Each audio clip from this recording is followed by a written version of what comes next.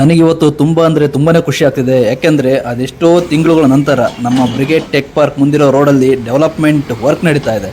ರೋಡ್ನ ಕಂಪ್ಲೀಟಾಗಿ ಎಕ್ಸ್ಪ್ಯಾಂಡ್ ಮಾಡ್ತಾ ಇದ್ದಾರೆ. ನೀವು ಇನ್ನೆಲ್ಲೇನು ನೋಡ್ತಾ ಇದ್ದೀರಲ್ಲ.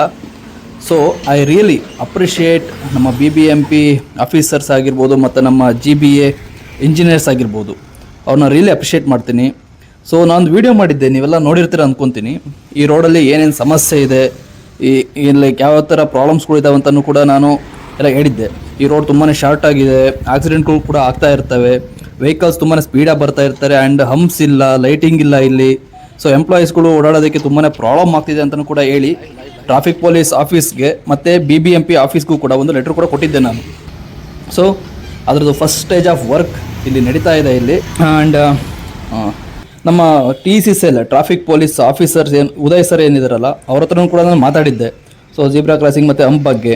ಸೊ ಅವರು ಪಾಸಿಟಿವ್ ಆಗಿ ರೆಸ್ಪಾನ್ಸ್ ಕೊಟ್ಟು, ಸೊ ಓಕೆ ನೋಡೋಣ, ನೆಕ್ಸ್ಟ್ ಬಜೆಟ್ನಲ್ಲಿ ಅದನ್ನು ನಾನು ಡಿಸಿಷನ್ ತೊಗೊಳ್ತೀನಿ ಅಂತಲೂ ಕೂಡ ಪಾಸಿಟಿವ್ ಆಗಿ ಹೇಳಿದ್ದಾರೆ ನನಗೆ. ಸೊ ನೋಡೋಣ ಮುಂಬರುವ ದಿನಗಳಲ್ಲಿ ಇನ್ನೂ ಯಾವ್ಯಾವ ಥರ ವರ್ಕ್ ನಡೆಯುತ್ತೆ, ಈ ರೋಡಲ್ಲಿ ಏನೇನು ಚೇಂಜಸ್ ಆಗುತ್ತೆ ಅಂತೇಳಿ ನಾನು ನಿಮಗೆ ಕಂಪ್ಲೀಟಾಗಿ ಅಪ್ಡೇಟ್ಸ್ನ ಕೊಡ್ತೀನಿ. ಸೊ ಫಾರ್ ಒನ್ಸ್ ಅಗೇನ್ ನನ್ನ ಕಡೆಯಿಂದ ಮತ್ತು ನಮ್ಮ ಈ ರೋಡಲ್ಲಿ ಓಡಾಡೋಕ್ಕಂತಹ ಎಲ್ಲ ಎಂಪ್ಲಾಯೀಸ್ ಕಡೆಯಿಂದ ನಮ್ಮ GBA ಮತ್ತು BBA ಆಫೀಸರ್ಸ್ಗೆ ಆ್ಯಂಡ್ ಇಂಜಿನಿಯರ್ಸ್ಗೆ ಥ್ಯಾಂಕ್ ಯು ಹೇಳೋದಕ್ಕೆ ಇಷ್ಟಪಡ್ತೀನಿ.